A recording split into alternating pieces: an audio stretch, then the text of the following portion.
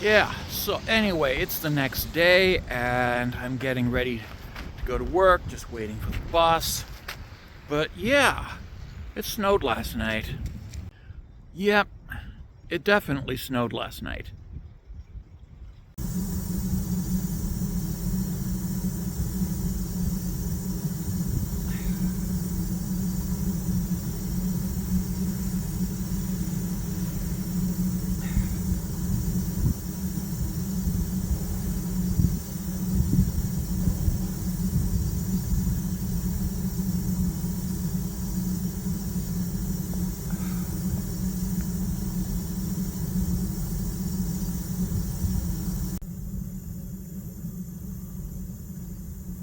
Hey, yeah, so after much of nothing, I finally have a topic, and the topic is edge lord. It's an expression that I've heard used many, many times by many, many evangelicals to describe me, and I never knew what it meant because nobody was willing to explain it to me in a clear and coherent manner. Nobody's ever willing to explain their terminology, at least not among evangelicals. Mainstream Christians are great for explaining their terms, but evangelicals and fundamentalist Muslims and ultra-Orthodox Jews never explain their terminology. Never. So today, after several years of being told, you are an edgelord, by people who refuse to explain what an edgelord is, somebody finally explained what an edgelord is.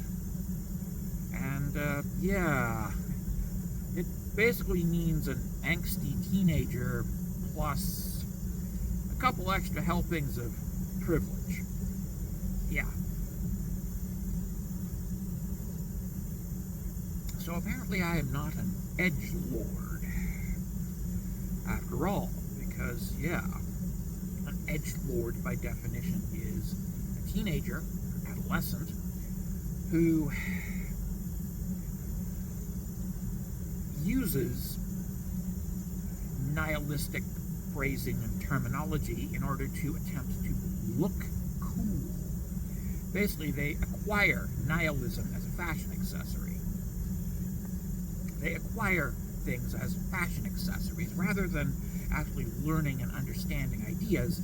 They embrace ideas as fashion accessories. And then they make it everybody else's problem because they can. Because, well, yeah, who's going to stop them? They've got mommy and daddy backing them up 100%. So we're not talking about people who, like myself, are actually living in the real world. We're talking about people who are living in American suburbia. Edgelord basically refers to an American suburbanite teenager who is attempting to rebel against his privilege. Edgelord. Yeah. Dude, if you are so privileged, maybe you should take advantage of it and run with it. Okay? Yeah. Instead of looking for scare words to shock your parents with. Atheism isn't just being an angsty teenager trying to shock your parents. It's actually the understanding, usually derived from years of asking questions, that, yeah, my childhood religious upbringing is nonsense. Yeah. Yeah. Just a thought. A thought.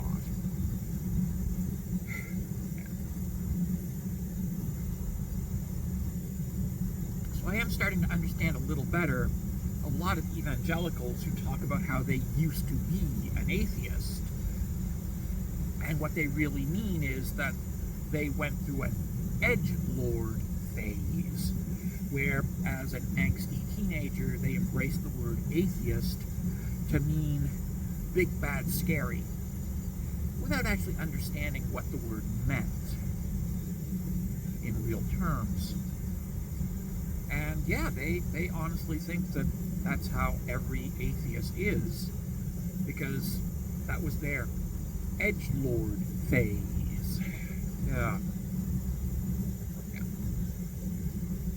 So for those of us who are in our 50s, pushing 60, who actually examined our religious upbringing and realized that there was something wrong, and spent years trying to justify clinging to our religious beliefs in the face of everything. The term edgelord is actually a bit of an insult. Yeah. But it's not a conscious insult, because I think for most of these people, they genuinely do not understand what the fuck we're talking about. Because they're seeing this from the perspective of being a teenager trying to shock their parents and then getting over it. So basically, a few months spent moping around the house wearing black and badly misquoting Nietzsche. Yeah. Yeah.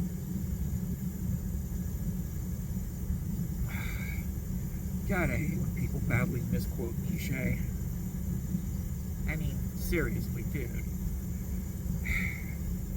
Nietzsche was a fucking lunatic. He was not a brilliant man, he was a fucking lunatic. Yeah. And yes, he was a nihilist.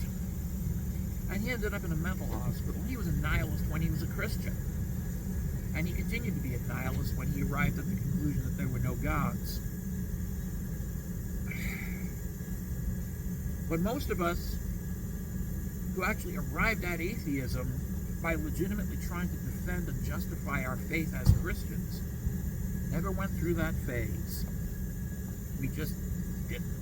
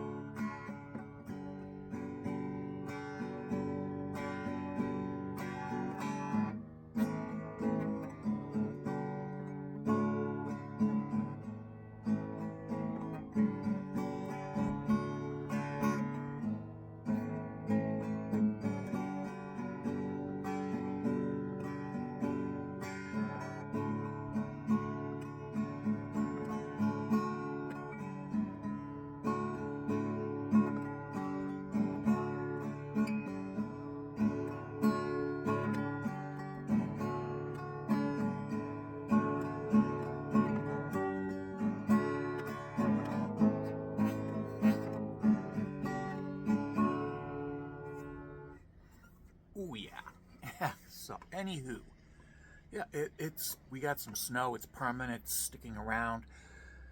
We're coming to the very end of November. It's almost December, so yeah, it's about time. But in any case, yeah. As I was talking earlier about the whole concept of the quote edgelord and its relationship to being the angsty teens that some of us were back in the late 70s, early 80s. And I just wanted to point out that when we were growing up, it was the satanic panic. And so if you listened to rock and roll music, which we did, you were immediately accused of being a devil worshiper. And so, yeah, we would play into it. None of us actually worshipped the devil, but when the hysterical grown-ups said, "You're listening to Led Zeppelin, that makes you a devil worshiper," our response was to flash the devil horns, or the devil horns, yeah. Which one is it? Is it this one or is it this one? It varied. But in any case, we'd flash the devil horns salute and say, "Yeah, hail Satan." None of us actually believed in the nonsense that was being thrown at us. We all knew and understood that, yeah, Ozzy Osbourne is a devout fucking Christian. He's a very fucked up individual, but he's a devout fucking Christian, and who are we to question this? We did not worship the devil. But if the hystericals pointed at us and say, "You're worshiping the devil," we'd play into it because, yeah, we were 15. We were 15. We were stupid. And, yeah, we were trying to shock the grown-ups. And, yeah, it impressed the girls and it shocked the grown-ups. And, yeah, we wore our leather jackets very proudly. Our cheap mail-order catalog leather jackets from Sears that didn't quite fit properly and they looked horrible. But we wore them proudly because, yeah, we were rockers. And we had fun. We had a lot of fun, yeah.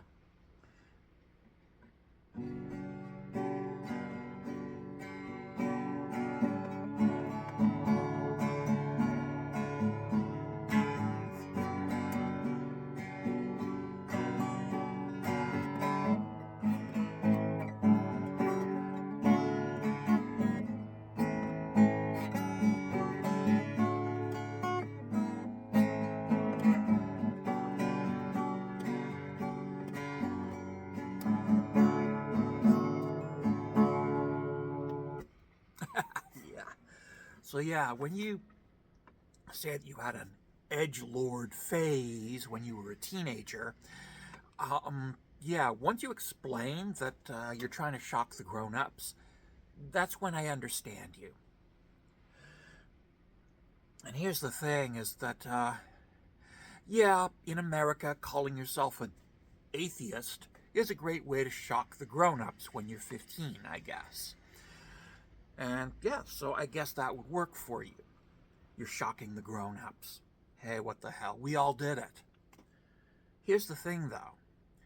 You weren't actually an atheist.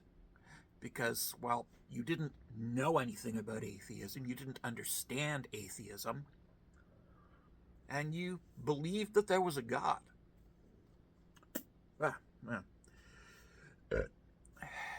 You believed that there had to be a God of some sort. And you probably believed that that God's name was Jesus.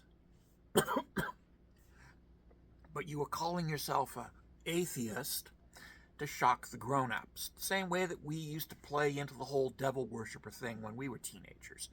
And we'd flash the devil horns and say, "Yeah, Satan, yeah!" Because, yeah, dumb teenager. It didn't mean we were Satanists. And it doesn't mean you're an atheist. Okay? Now, some of us, a very few of us, actually studied the actual philosophy associated with Satan. Most of us never did. Some of us did. And of those who did, some actually saw something in it that resonated with them. Again, not many, but some. And some became what we call theistic Satanists. They went from being theistic Christians to being theistic Satanists. And they embrace Satan as the rebel, the outsider, the person who has been maligned. That all he wanted to do was reform heaven and make it a better place. And this is a very important part of theistic Satanism. It basically takes the Jehovah Yahweh and points out all his failings as an individual. And compares that with Satan, who, yeah, let's be honest, in the Bible, Satan is the good guy. Okay, if you read the Bible, you change the names, you replace the word the devil or Satan or the adversary with the word Joe, and replace the term the Lord or God or the Holy One with the word Frank, pretty soon you'll realize that Frank is an asshole. And Joe is actually the good person in this story. Yeah. And it's that realization, ultimately, that caused me to have some serious questions about my own faith as a Christian. But I didn't actually leave Christianity. I didn't actually have the courage to say, I can't go on with this. until I was in my early 20s. So yeah, as a teenager who was prone to flashing the devil horns every time a grown-up pointed at me and said, "You're worshiping the devil," because I was listening to rock and roll music. Yeah, as a teenager, I was a Christian. I believed in and worshipped Jesus. Yeah, I did. Yeah.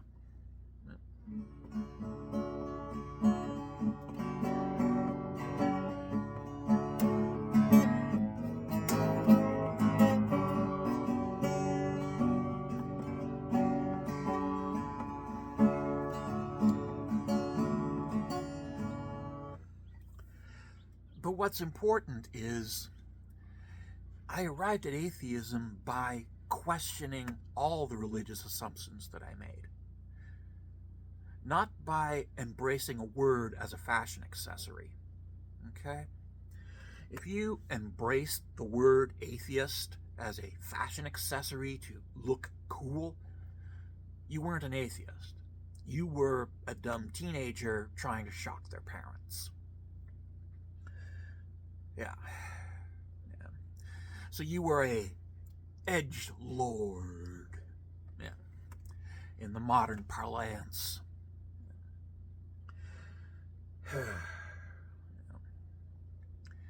And that's cute, mildly cute, like a retarded kitten trying desperately to drink milk without accidentally drowning itself. Yeah, okay, that's cute.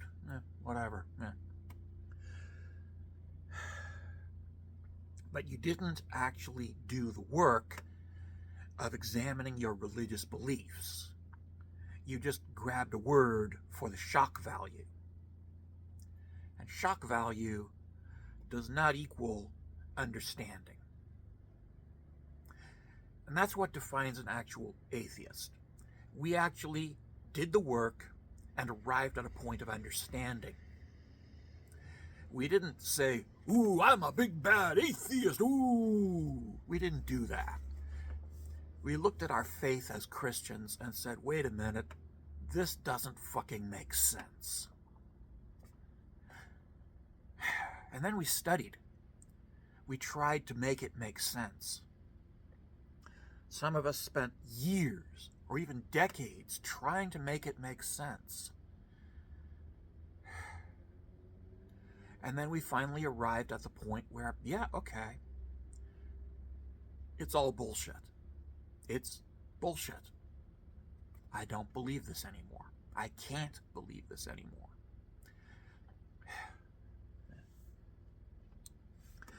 That is atheism.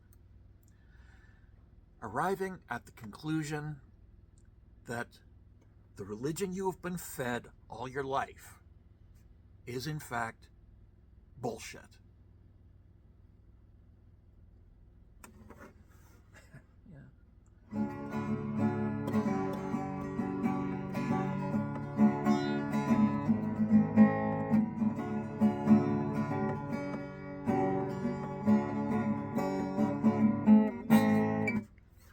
Okay. Anywho, I gotta go get showered and dressed and go out and deal with life. The rest of you people, have fun. Have a great day. Okay? Ta-ta. Love yous all. Okay.